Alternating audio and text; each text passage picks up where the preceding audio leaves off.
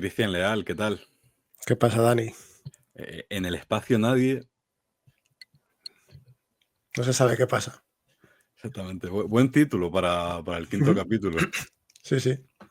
Seguimos con el tema de los guiños a las pelis clásicas. De hecho, al tagline con el se comercializó y se publicitó Alien. En el espacio nadie puede oír tus gritos.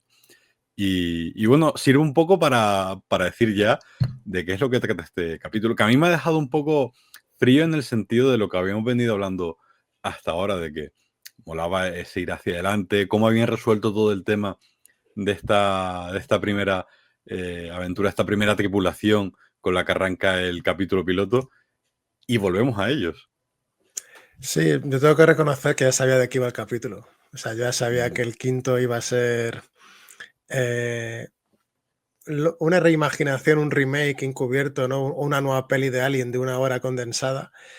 Y, y la verdad que luego he dicho, voy a verme luego, porque tú me has recomendado alguna vez que me vea los podcasts que cuelgan después de cada capítulo. Y he dicho, voy a ver un poco a ver por qué ha querido Noah Hawley de repente. Y es interesante lo que dice de que su sueño siempre había sido hacer la peli de Alien. Entonces dijo, mola porque en un principio no estaba incluido este capítulo en lo que es en la serie, pero claro, durante años de producción, de ver cómo llevan tal, pues al final dijo, mira, tengo mi serie de Alien, voy a hacer mi propio homenaje a Alien. Y lo, y lo hace aquí a mitad de temporada, que creo que muchas series suelen a veces, sobre todo las que tienen como esta serie que en un principio tienes el momento de la nave, pero el momento del ataque lo tienes como en pequeños flashbacks. Hay muchas series que a mitad de temporada o de algo meten lo de para que veas lo que pasó y a lo mejor para luego ya enlazar lo que es completamente a la recta final de la serie. Si no me equivoco, quedan 3 capítulos, porque son 8, si no me equivoco. Entonces lo meten un poco también para conocer un poco más a Morrow, ¿no? Conocer un poco también quién es, lo que es y lo que trabaja. También conocer un poco, todavía un poco más las corporaciones, de que por mucho que te vendan de que pueden salvar el futuro, son un poco malas, por así decirlo. Un poco Y bastante. un poco bastante. Y me gusta sobre todo porque hace su propio homenaje a lo que es Alien el octavo pasajero, pero me gusta también porque le mete thriller, le mete intriga, le mete una especie de whodunit de qué es lo que está pasando en toda la nave. Entonces, como que enlaza un poco y no repetir por repetir otra vez la película de Alien, sino que tiene sus cosas. Vemos más de los bichitos, cosa que me parecía interesante conocer un poco más a los bichitos y sobre todo a ese ojo, porque ese ojo es que da mucho que hablar porque es que es increíble. Pero dentro de eso sí que es cierto que corta un poco el ritmo que teníamos de tirar hacia adelante con todo, pero no me parece mal que a mitad de temporada el tío diga, mira, hago mi homenaje a Alien, muestro, porque yo creo que mucha gente quería ver lo que había pasado dentro de esa nave y cómo se había cocido todo. Y para demostrar también que hay personajes súper interesantes, porque a mí el personaje de Tang me crea tensión y me crea hasta miedo, porque es un personaje que no sabes nada y como lo hace el actor, es que te genera todo el mal rollo del mundo. Es muy desagradable ese Sí, personaje. sí, pero es que Hablamos del otro cyborg, del otro androide que hay en sí, la sí, nave. pero que te genera eso de: "Dios, tío, no quiero seguir viéndote, es que me estás dando mal rollo solo con verte". A mí me ha gustado el capítulo, eso vaya por Ujú. delante. Pero coincido contigo en que rompe un poco el ritmo y sobre todo que me parece, este es el capricho del director. Sí, Si, claro. si en No, pero Superstar. ¿sabes qué es lo mejor? Que en el podcast lo dice: "Esto es capricho mío, he querido hacerlo y lo hago a mitad de temporada", porque en un principio, como dice él, el capítulo no estaba en lo que es como la Biblia o lo que es el desarrollo de capítulos, pero dijo: "Mira, oye, tengo la oportunidad de poder hacer mi propio Alien, ¿por qué no lo voy a hacer? Manda libertad para hacerlo, tiro para adelante". Claro, yo es que lo veo innecesario, porque Sí, realmente no te está aportando nada tampoco, porque las dos puntitas que te da respecto a la trama de fondo, a lo que es el conflicto principal de la temporada de la serie, si había algo que no sabíamos, sí se podía intuir. Entonces no hay realmente nada que justifique el capítulo en sí, más allá de lo que decimos, de ese capricho, que lo que iba a decir que es como cuando hablé con Vigalondo con respecto a Superstar, su capricho fue la inclusión de Gurruchaga. De hecho, en los créditos de los capítulos salen todos el capricho del director Javier Gurruchaga. Y está metido en todos los capítulos porque le apetecía a Nacho, porque le dieron le dijeron, venga, va, para adelante, te lo aceptamos. Y dijo, pues venga, pues vamos a tirar con esto. Y esto es lo que ha hecho Noah Hawley, que ha sido meter este capítulo que, como dices, como a nivel de estructura de Alien, como peli de Alien clásica, pues mola mucho porque es un poco tramposa en algún momento, también hay que decirlo, pero funciona.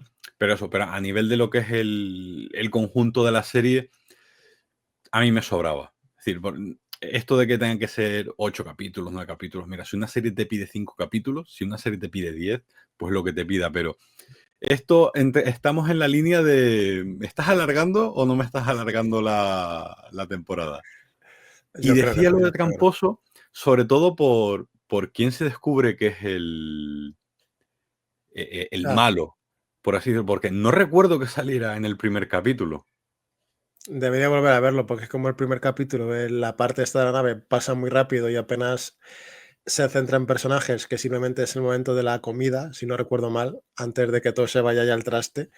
No le tengo localizado, pero sí, hombre, es un poco ahí. Claro, ahí eso habrá que verse el primer capítulo para cuando iniciemos el próximo, el próximo Sí, sí. vídeo, hacerle referencia a esa para ver si han hecho trampa ahí o no, porque es un personaje que en apariencia sale de la Es- nada. Sí, sí, yo de hecho todo el rato pensaba que era el becario este, No, que digo, a ver, complicado que pobrecillo, fuera el digo, becario. ¿eh? También la lía, pero Sí, complicado que pero fuera pensaba él. que había sido el este, pero luego se descubre lo otro y bueno, hay un poco ahí ya de acción y demás, pero sí, habría que ver el primer capítulo a ver si está en esa mesa y si le hemos llegado a ver en algún momento, porque el giro de la trama sí que es un poco en beneficio de lo que pide, ¿no? De decir, mira, tenemos a esto, le metemos y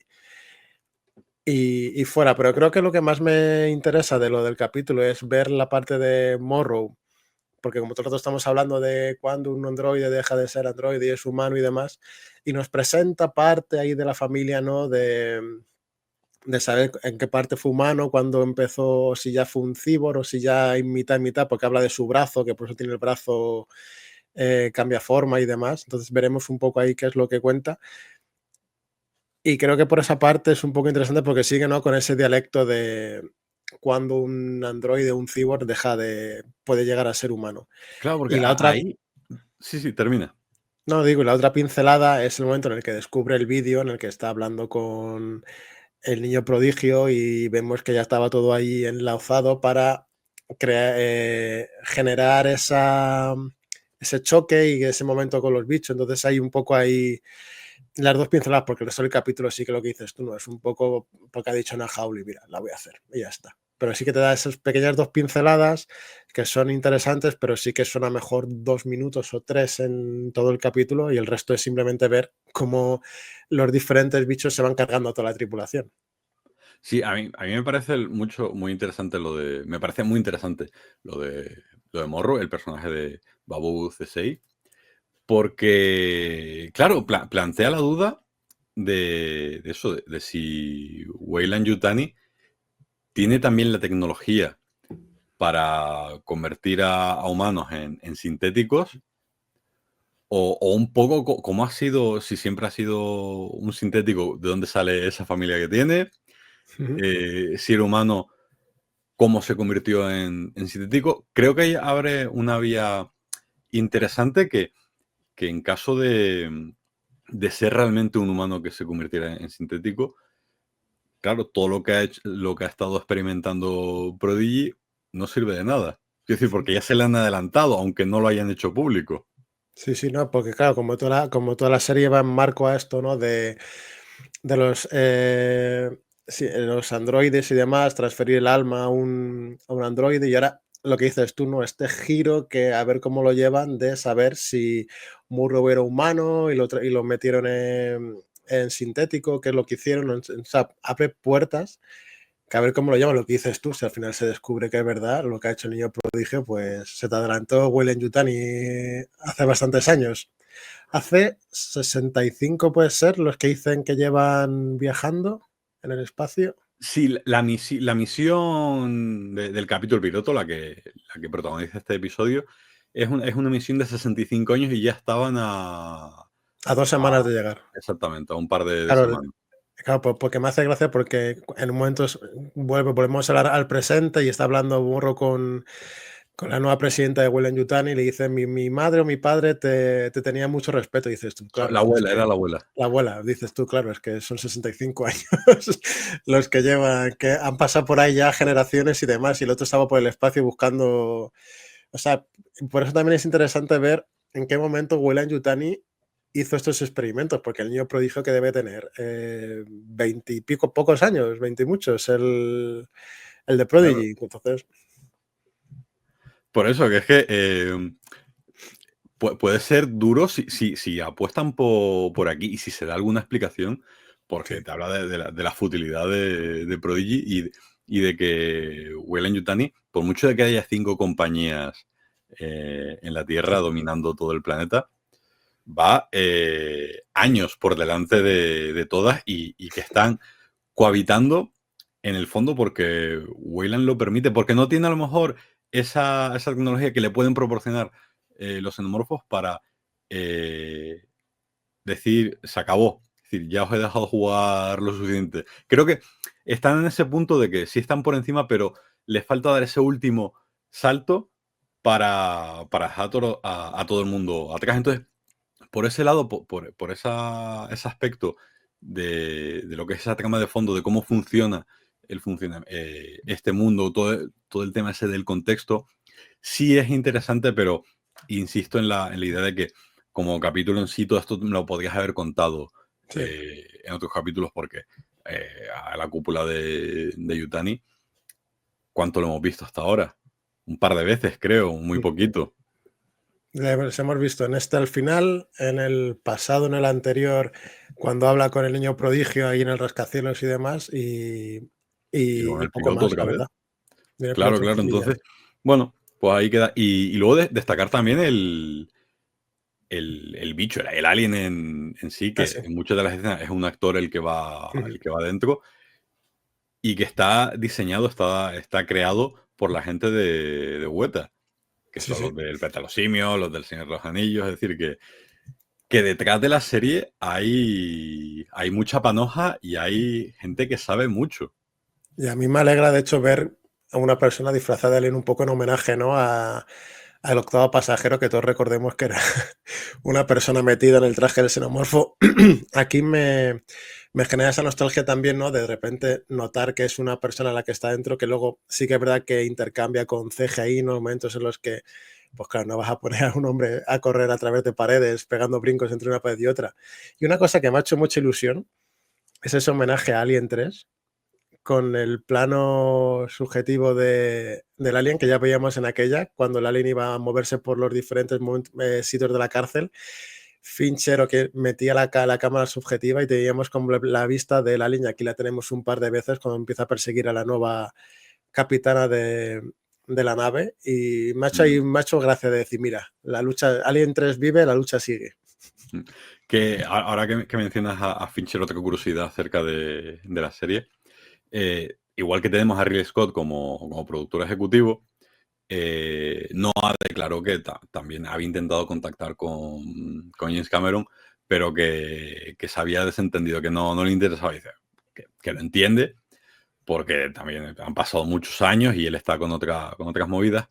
Pero al mismo tiempo salió no recuerdo si fue hace unas semanas o hace un par de meses, una declaración de James Cameron hablando del futuro de Alien, cómo veía en la saga y demás, y hablaba del problema de, a nivel de conseguir que el público se enganchara y de que la saga pudiera seguir evolucionando. Hablaba de los xenomorfos al respecto de que uno de los problemas que tenían era que era todo CGI, que se había perdido un poco toda esa parte del diseño artesano, de los animatronics, de tal. Y Perdona que, aquí tenemos a perdona un James señor Cameron, disfrazado.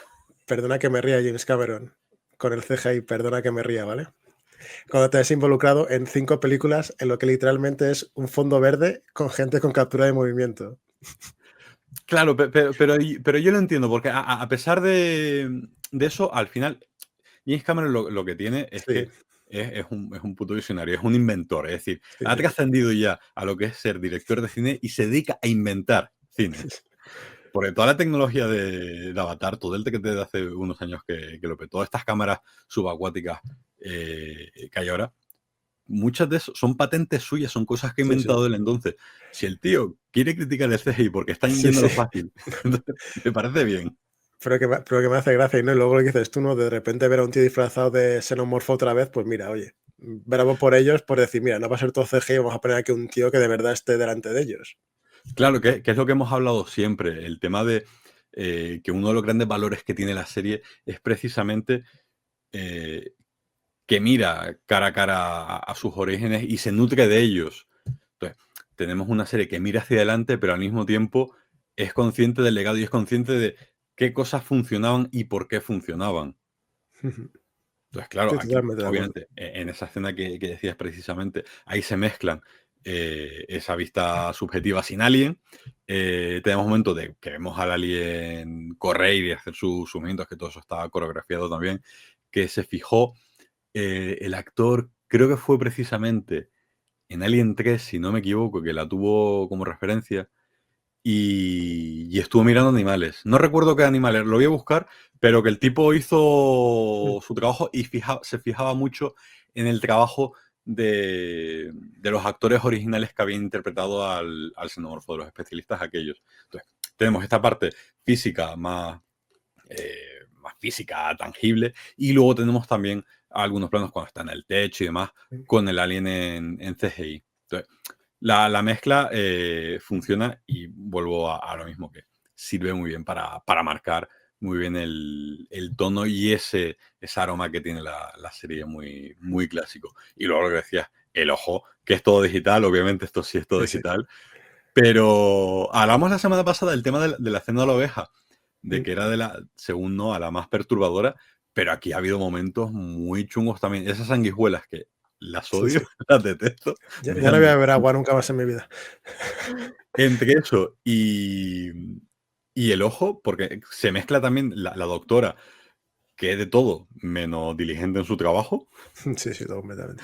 es lo peor que se pudieran haber encontrado. No sé si es que no encontraban a nadie más apto para el puesto, pero Puede ser. entre las cagadas de la tripulación y lo jodidamente listos que son estos bichos. Sí, sí. O sea, lo del ojo mola porque sí que te le ponen que, aunque le veas ahí como un bichito pequeño de ojos, súper inteligente porque la monta para escaparse, de repente se mete dentro del cuerpo de una persona que me ha parecido súper interesante también, porque él va hay un momento en el que se enfrentan y va por el xenomorfo sin ningún tipo de miedo y va a pegarse ahí al final, pues mira, oye, el otro intenta meterse en un ojo de alguien que no tiene ni, no sé si tiene ni ojos. Y dice, mira, paso, me voy de aquí y a otra cosa. Pero es súper interesante de ver cómo el ojo al final termina dominando al huésped y le mueve como, pues eso, ¿no? Como una persona normal, haciéndola, aunque al final lo notas porque, claro, tienes un mega ojo en donde tenías tu ojito, pero sí que te genera también eso de a ver qué es lo que podemos llegar a ver en el futuro y qué es lo que puede llegar a hacer este ojo, porque no recordemos que está en una oveja, pero a ver qué pasa después. Claro, porque esto funciona al final como un parásito. Es un poco lo que vemos en The Last of Us, por ejemplo, Mm, que sí, al final es completamente. un bicho, en este caso es un alienígena que se te mete en el cuerpo y ya te controla. Es decir, el cuerpo realmente, entiendo que si sale el ojo está muerto, es decir, Mm, es un cadáver andante. Y ahí, fuera de contexto, podría haber sido bastante ridículo, que aún así está en el equilibrio cuando se hace con el ingeniero jefe, así que es, se pone a morder al alien. así es. Pero creo, pero porque ahí creo que lo usa como algo primitivo, o sea, literalmente va por ahí y se pone a morderle, pues eso, instinto primitivo, porque literalmente yo creo que el ojo no sabe cómo funciona un humano y lo lanza y dice, pues a morder aquí a ver qué es lo que sale. Y si Claro, conseguimos claro, pero matarle, por eso hoy que en el contexto funciona, choca un poco la escena, igual que el grito que pega, que ahí también está pillado por pinzas, porque por mucho que se te meta el bicho en el ojo, las cuerdas vocales humanas, no te las ha modificado. Es decir, que hay Mm. sonidos que no puede emitir directamente. Pero bueno, aceptamos barco. Pero es lo que digo, fuera del contexto, si eso lo vemos en cualquier otra peli, esto es una parodia de Alien. Sí, completamente. Pero aquí, como también ya estamos metidos en la vorágine, ese frenetismo, ese de ya está todo perdido, funciona. Sí, sí, completamente. Y nada, yo creo que poquita cosa más, porque es lo que hemos dicho, es un capítulo muy centrado en homenajear Sí. los tropos, cómo funcionaban las Alien clásicas en cuanto a la huida de la nave, en cuanto al funcionamiento del terror, ese thriller, ese whodunit que decías, pero como tampoco hay mucha más chicha de No. la que rascar respecto a la serie, yo lo dejaría por aquí. Sí, no, porque ya hemos hablado de las 3 pinceladas que podemos intuir por la trama, pero el resto es simplemente ver una peli de Alien condensada en 1 hora de capítulo. Entonces creo que por eso es mejor disfrutarla del homenaje que ha hecho y ya la semana que viene continuaremos con Alien Earth dentro de su esperemos, dentro de ese avance hacia adelante y ver qué es lo que nos presentan después.